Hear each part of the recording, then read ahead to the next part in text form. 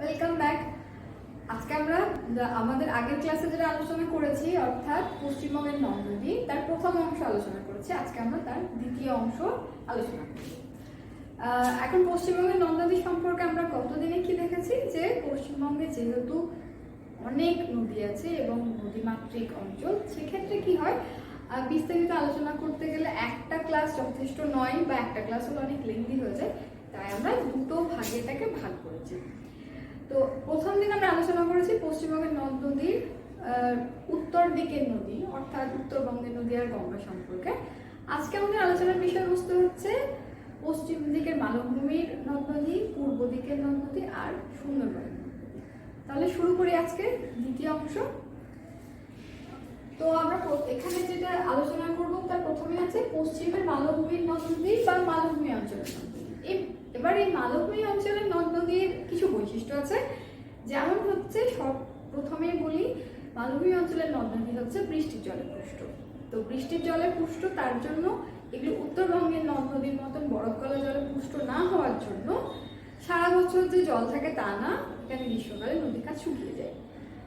এছাড়া কি এখান অর্থাৎ পশ্চিম দিকের যে নদ নদীগুলো আছে তার বেশিরভাগ নদ নদী হচ্ছে আমাদের পশ্চিমবঙ্গের পশ্চিম দিকের বিহার ও আপনার ঝাড়খণ্ডের অন্তর্গত যে ছোটনাগপুর মালভূমি বা ছোটনাগপুর উচ্চভূমি সেখান থেকে উৎপন্ন।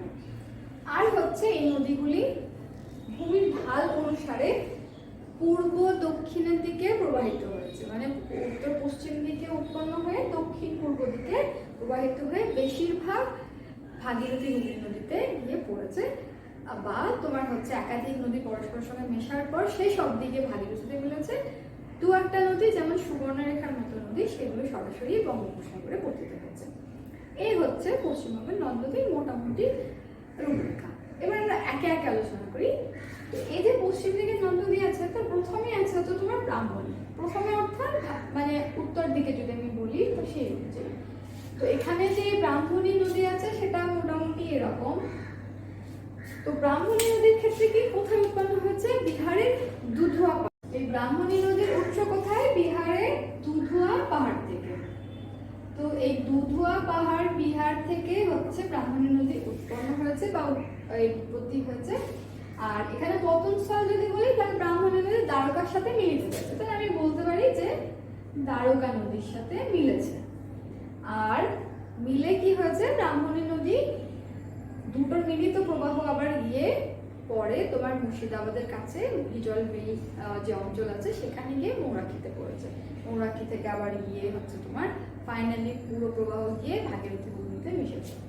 এই হচ্ছে ব্রাহ্মণী। দ্বিতীয় এটা গেল ব্রাহ্মণী। এবার আমরা আসছি এটা দ্বারকাতে। এই দ্বারকা নদী যেটা সেটাও হচ্ছে কি, সেটাও বিহারের উচ্চভূমি থেকেই উৎপত্তি, অর্থাৎ দুধুয়া পাহাড়ের কাছাকাছি বিহারের হচ্ছে, এখন তো আর বিহার বলা যায় না, ঝাড়খণ্ডের উচ্চভূমি বা ছোটনাগপুর উচ্চভূমি বললে বেশি ভালো হয়। তাহলে ছোটনাগপুর উচ্চভূমি থেকে উৎপত্তি হয়েছে।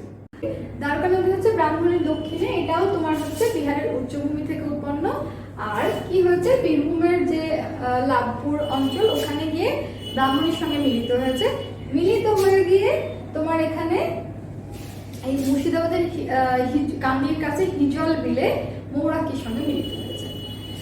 তাহলে এটা গেল ব্রাহ্মণী আর দ্বারকা। এরপরে আসে কি? এরপরে আসে তোমার মৌরাক্ষী। তো ময়ূরাক্ষী হচ্ছে কি আমাদের মালভূমি অঞ্চলের অন্যতম প্রধান নদী, মানে দামোদর, অজয়, মৌরাক্ষী এই তিনটেই মূল নদী বা প্রধান নদী। তো এই মৌরাক্ষী নদীর উৎপত্তি হয়েছে কোথায় থেকে? সেটা হলো তোমার রাজমহলের কাছাকাছি ত্রিকুট পাহাড় থেকে। ত্রিকুট পাহাড় থেকে উৎপত্তি হয়ে কোথায় গিয়ে পড়েছে? মৌরাক্ষী নদীর পতনস্থল হচ্ছে ভাগীরথী হুগলি। সেটা কোথায় গিয়ে পড়েছে? তোমার হলো কালনার কাছে গিয়ে ভাগীরথীর সঙ্গে মিশে গেছে।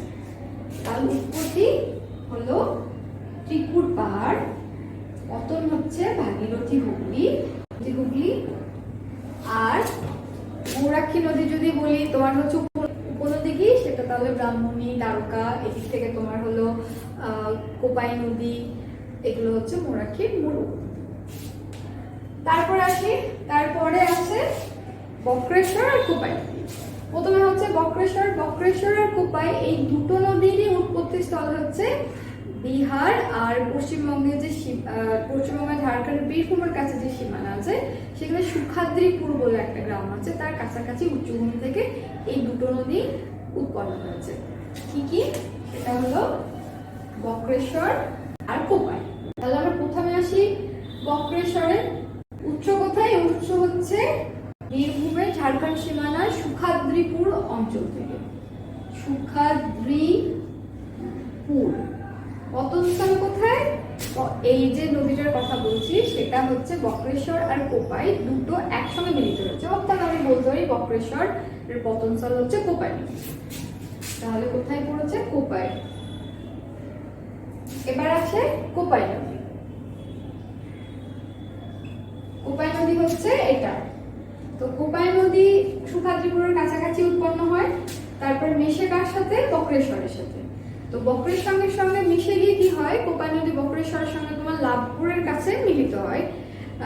ওখানে মিলিত হওয়ার পর এটার নাম তোমার হয় কুয়ো নদী। কুয়ো নদী হিসাবে সেটা আবার মুর্শিদাবাদের উপর দিয়ে প্রবাহিত হয়, পরে গিয়ে ভাগীরথীর সঙ্গে মিশে। আর বক্রেশ্বর নদীর ক্ষেত্রে আর একটা ইনফরমেশন থাকে, সেটা হচ্ছে বক্রেশ্বর নদীর মূল উপনদী হচ্ছে একটা চন্দ্রভাগা, যেটার সঙ্গে প্রথমে মিলে তারপরে কোপাই নদীর সঙ্গে গিয়ে মিশে।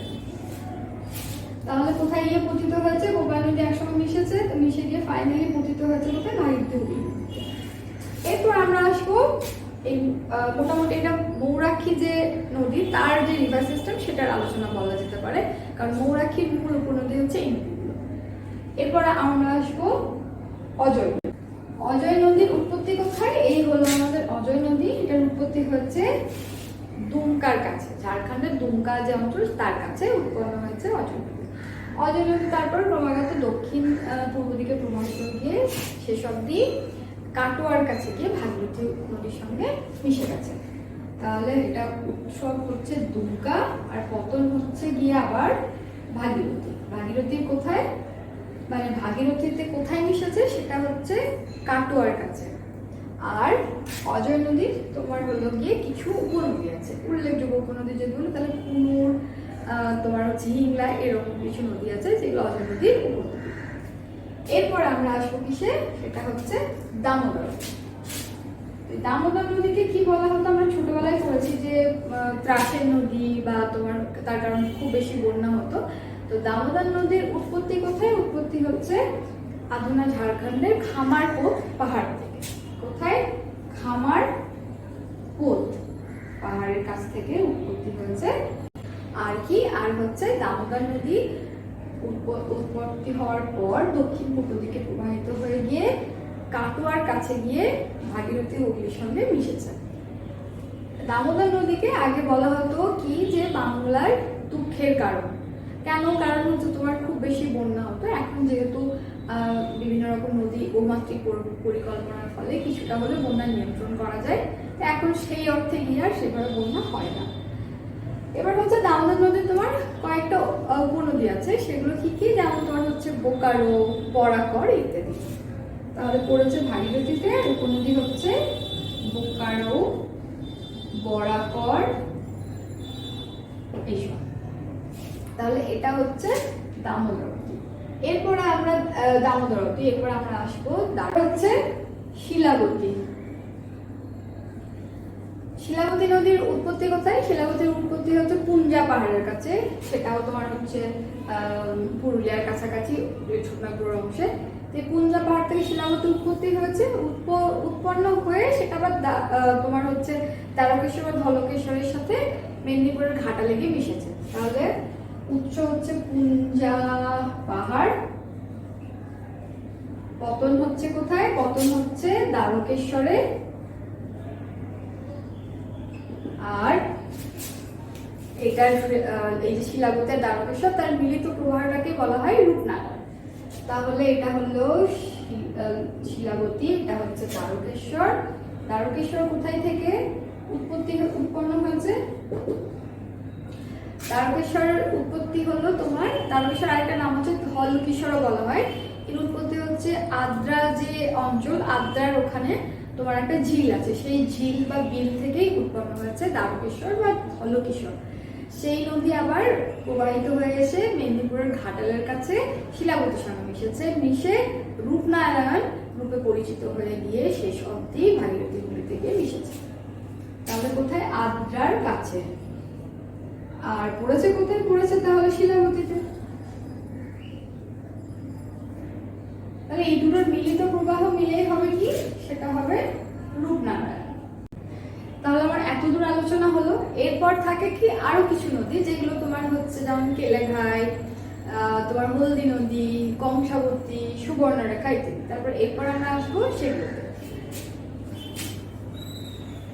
তাহলে এরপর আমাদের আলোচনার বিষয় হচ্ছে হলদি কংসাবতী নদী। এবার হচ্ছে কংসাবতী। তো এই কংসাবতী নদীর উৎপত্তি কোথায়? কংসাবতী নদীর উৎপত্তি হচ্ছে পুরুলিয়ার অযোধ্যা যে পাহাড় তার সেখান থেকে। তাহলে উৎপত্তি আমরা লিখবো কোথায়? অযোধ্যা থেকে, তাই তো? আর কি কোথায় গিয়ে পতিত হয়েছে? কংসাবতীও পতিত হয়েছে হুগলি নদীতে। তাহলে পতনস্থল হচ্ছে হুগলি নদী। আর হলো এবার আসে কংসাবতী উপনদী। কংসাবতীর মূল উপনদী হচ্ছে কুমারী নদী। তাহলে উপনদীর নাম হলো কি? কুমারী। এরপর আমরা আসবো কংসাবতীর পরে সুবর্ণরেখা। সুবর্ণরেখা যে নদী, সুবর্ণরেখা নদীর মূলত বলা যায় ঝাড়খণ্ড বা উড়িষ্যা নদী, কিন্তু পশ্চিমবঙ্গে কিছুটা তার প্রবাহ আছে। মূলত সুবর্ণরেখা ঝাড়খণ্ড উড়িষ্যাতে উৎপন্ন হয়েছে। উড়িষ্যাতে উৎপন্ন হয়ে কি হয়েছে? টরি অঞ্চলের কাছে উৎপন্ন হয়ে কিছুটা তোমার হচ্ছে উড়িষ্যা ঝাড়খণ্ডের উপর দিয়ে গিয়ে তারপরে তোমার পশ্চিমবঙ্গের উপর কিছুটা প্রবাহিত হয়ে সোজা গিয়ে বঙ্গোপসাগরে পড়েছে। তাহলে ও কোথায়? উড়িষ্যার হলো টরি বা টেরি অঞ্চল থেকে। পতনস্থল কোথায়? বঙ্গোপসাগর। আর এই যে তোমার নদী সুবর্ণরেখার উপনদী আছে কি রকম? সেটা যেমন হচ্ছে তোমার শঙ্খ, রূপাই ইত্যাদি। সুবর্ণরেখার উপনদী হলো শঙ্খ, রূপাই ইত্যাদি। তাহলে এইগুলো হচ্ছে মোটামুটি পশ্চিমের যে মালভূমি তার উপনদী তার মোটামুটি তোমার আলোচনা। এর বাইরে আরো কিছু নদী আছে, যেমন হচ্ছে হলদি নদী, কুমারী নদী ইত্যাদি, সরস্বতী নদী, কানা দামোদর এবং গন্ধেশ্বরী, মুন্ডেশ্বরী, এরকম। এই হলো তাহলে মোটামুটি পশ্চিমের মালভূমি অংশের নদ নদীর বিবরণ। এবার আমরা আসবো পরবর্তী অংশ, অর্থাৎ গঙ্গার পূর্ব দিকের যে নদ নদী তার আলোচনা। এবং গঙ্গার পূর্ব দিকের নদ নদী, তো এই গঙ্গার পূর্ব দিকের নদ নদীর যদি আমরা চাই সেটা গঙ্গার সঙ্গে আলোচনা করে নেওয়া যায়, কিন্তু আমরা সুবিধার্থে একটু বেশি ভেঙে নিয়েছি। এখানে মূলত দুটো নদী আছে, সেটা হচ্ছে কি মাথাভাঙা আর জলঙ্গি। প্রথমে আছে জলঙ্গি নদী। এই জলঙ্গি যে নদী, সেটা জলঙ্গি মুর্শিদাবাদের একটা অঞ্চলের নাম আমরা জানি। তো সেখানের নাম অনুসারে জলঙ্গি নদীর নাম। তো এই জলঙ্গি নদী কোথায় উৎপন্ন হয়েছে বা উৎপত্তি হয়েছে? সেটা হলো পদ্মার থেকে এর উৎপত্তি, অর্থাৎ এটা পদ্মার শাখা নদী। কোথায় হয়েছে? সেটা হচ্ছে মুর্শিদাবাদের জলঙ্গির কাছে বা চর মাধবনা বলে কোন এক অঞ্চল আছে, সেই চর মাধবনা থেকে এর উৎপত্তি। তাহলে উৎস কোথায়? উৎস হচ্ছে পদ্মা নদী। উৎস হলো পদ্মা। কোন জায়গায়? মুর্শিদাবাদের চর মাধবনা অঞ্চল থেকে। আর পতনস্থল কোথায়? এখানে চর মাধবনা থেকে উৎপন্ন হয়ে এই নদীটা এসে কোথায় পড়েছে? তোমার হলো গিয়ে নদীয়ার নবদ্বীপের কাছে এসে গিয়ে পড়েছে কোথায়? ভাগীরথী নদীতে, অর্থাৎ আমাদের ভাগীরথী নদীতে। এখানে একটা গুরুত্বপূর্ণ ইনফরমেশন আছে কি, নবদ্বীপের কাছে যে অংশে জলঙ্গি নদী এসে ভাগীরথীর সঙ্গে মিশেছে তার উত্তরের অংশটুকুকে বলা হয় ভাগীরথী নদী, আর সেখান থেকে একদম মোহনা অবধি দক্ষিণের অংশটাকে বলা হয় হুগলি নদী। তাহলে পতনস্থল হচ্ছে কোথায়? পতনস্থল হচ্ছে ভাগীরথী। এবার আমরা আসবো দ্বিতীয় নদীটাতে, অর্থাৎ তার নাম হচ্ছে মাথাভাঙা। এবার এই মাথাভাঙা কোথায় উৎপন্ন হয়েছে? মাথাভাঙা আবার উৎপন্ন হয়েছে তোমার বাংলাদেশে পদ্মা থেকে বাংলাদেশের কুষ্টিয়া বলে অঞ্চল আছে, সেই কুষ্টিয়া অঞ্চল থেকে উৎপন্ন হয়েছে কিসের? মাথাভাঙা। এই মাথাভাঙার আবার ভাগ হয়ে গেছে, দুটো ভাগ হয়ে একটা তোমার এসে মিশেছে একটা অংশ ভাগীরথীতে, আর একটা অংশ দক্ষিণে প্রবাহিত হয়ে গিয়ে একদম দক্ষিণে কালিন্দী নদীর সঙ্গে মিশেছে। তাহলে মাথাভাঙার উৎস কোথায়? উৎস হলো আবার তোমার হলো পদ্মা। কোথায়? বাংলাদেশের কুষ্টিয়ায়।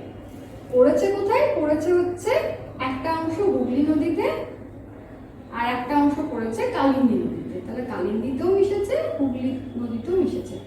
এই যে মাথাভাঙা নদী, সেটা প্রথমে প্রবাহিত হয়ে এসে নবদ্বীপের কাছে নদীয়ার ওখানে একটা ভাগ প্রথমে চূর্ণী নামে গিয়ে রানাঘাটের কাছে গিয়ে আবার কি হয়েছে, হুগলি নদীতে গিয়ে মিশেছে।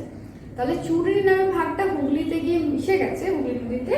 আর অপর ভাগটা দক্ষিণ দিকে প্রবাহিত হয়ে, যেটার নাম ইছামতি, কালিন্দী নদীতে গিয়ে মিশেছে। তাহলে এই মাথাভাঙায় আবার হচ্ছে তোমার দুটো ভাগ, কি কি? ইছামতি আর চূর্ণী। এই চূর্ণী নদী গিয়ে কোথায় পড়েছে? চূর্ণী নদী গিয়ে পড়েছে হুগলি নদীতে। আর এই ইছামতি গিয়ে পড়েছে কোথায়? ইছামতি পড়েছে কালিন্দী নদীতে। এইটা হলো চূর্ণী আর এইটা হচ্ছে আমার ইছামতি। এই দুটো হচ্ছে তোমার গঙ্গার পূর্ব দিকের প্রধান নদী এবং তাদের দুটো শাখা। এটুকুই হচ্ছে মোটামুটি এর আলোচনা। এবার আমরা আসছি শেষ অংশে, অর্থাৎ সুন্দরবনের নদ নদী। তো সুন্দরবন অঞ্চলে যে নদ নদীগুলো আছে সেগুলোর কিছু বৈশিষ্ট্য আছে। মূল বৈশিষ্ট্য কি? এই নদীগুলো হচ্ছে লবণাক্ত, কারণ এগুলো জোয়ারের জলে পুষ্ট নদী। অর্থাৎ যেহেতু তোমার হচ্ছে এই নদীগুলো বেশিরভাগই গিয়ে বঙ্গোপসাগরের সঙ্গে মিশেছে, এই নদীগুলোতে জোয়ারের জল প্রবেশ করে। তার ফলে কি হয়? নদীগুলো লবণাক্ত আর জোয়ারের জলে পুষ্ট, সেই জন্য সেখানে কি হয়, ওই যে তোমার হচ্ছে সারি বান দেখা দেয়। আর এখানে সুন্দরবন অঞ্চলে কি হয়, নদীগুলো বিভিন্ন খাল দ্বারা, যেহেতু সুন্দরবনের দিকে নদীগুলো কি হয়, অনেক শাখা প্রশাখায় বিভক্ত। তার ফলে প্রত্যেকটি নদী প্রায় একে অপরের সঙ্গে খাড়ি বা খালের মাধ্যমে পরস্পরের সঙ্গে যুক্ত। এইটা হচ্ছে এখানকার যে নদ নদী, তার মূল বৈশিষ্ট্য। এবার এখানে কি কি নদী আছে? এখানে যে উল্লেখযোগ্য নদী সেগুলো হলো তোমার মাতলা, কাছাড়া, রায়মঙ্গল, বিদ্যাধরী, এসব। এই যে মাতলা নদী, এই প্রথমেই বলি, এই মাতলা নদীকে আবার কি বলা হয়? সুন্দরবনের ত্রাসের নদী। কারণ মাতলা নদীতে খুব বেশি সারি বান বা বন্যা হয়, সেই কারণে এটা সুন্দরবনের ত্রাসের নদীও বলা হয়ে থাকে। মাতলা নদী মোটামুটি এই অংশে আছে। তাছাড়া আছে কি? রায়মঙ্গল। রায়মঙ্গল যে নদী, রায়মঙ্গল নদীটা আবার তোমার হলো কি, যে পশ্চিমবঙ্গ আর বাংলাদেশের সীমান্তকে নির্দেশ করে। তাই রায়মঙ্গলকে বলা হয় কি? আন্তঃসীমান্ত নদী। তাহলে এই দুটো হচ্ছে এখানকার মূল নদী। তাছাড়া কি আছে? তাছাড়া আছে বিদ্যাধরী, আর আছে কি? গোসাবা। তাহলে এগুলো হচ্ছে সুন্দরবন। সুন্দরবনের নদী থেকে মূলত প্রশ্ন আসে ওই রায়মঙ্গল নিয়ে, বা তোমার হচ্ছে কি বৈশিষ্ট্য দেখাবে সেসব নিয়ে। তার বেশি প্রশ্ন এখান থেকে সেভাবে এখনো অব্দি আসে না। পশ্চিমবঙ্গের নদ নদীর আলোচনা আপাতত এইটুকুই। এক্ষেত্রে কিছু জিনিস মনে রাখার দরকার আছে, সেটা হচ্ছে যেমন ধরো বিভিন্ন নদীতে বিভিন্ন রকম বাঁধ বা ড্যাম তৈরি করা হয়েছে, আর কি আর হচ্ছে বিভিন্ন নদীর পাশে বিভিন্ন শহর গড়ে উঠেছে। অনেক সময় সেটা কি হয়, সেটা প্রশ্নে আসে বিভিন্ন পরীক্ষায়, যে এই শহরটা কোন নদীর তীরে অবস্থিত, বা এই নদীর তীরে অবস্থিত গুরুত্বপূর্ণ শহর কোনটা, বা এই ড্যাম কোন নদীর উপর তৈরি করা হয়েছে। কিছু কিছু এরকম ভাবে তোমার স্পেসিফিক ইনফরমেশন কিছু নদী নিয়ে আছে, সেখান থেকে প্রশ্ন মাঝে মধ্যে এসে থাকে। তাহলে আপাতত এইটুকুই আলোচনা। আবার দেখা হচ্ছে পরের ক্লাসে।